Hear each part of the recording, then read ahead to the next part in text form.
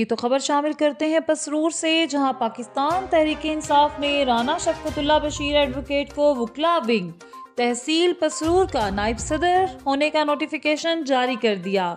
राना शफकतुल्लाह बशीर ने बयान में कहा है कि मैं अपनी क़यादत का बेहद मशकूर हूँ जिन्होंने मुझ पर एतमाद किया है। मैं पाकिस्तान तहरीक इंसाफ का सिपाही हूँ और उनके प्लेटफॉर्म से मुल्क व कौम की तरक्की के लिए अपने कायद इमरान खान की क़यादत में अपना किरदार अदा करता रहूँगा। रिपोर्ट इमरान कैसर, ब्यूरो चीफ, हमारा न्यूज़, सियालकोट। ये थी अब तक की हेडलाइंस। मजीद खबरों और प्रोग्राम्स देखने के लिए हमारे YouTube चैनल हमारा न्यूज़ नेटवर्क को सब्सक्राइब करें।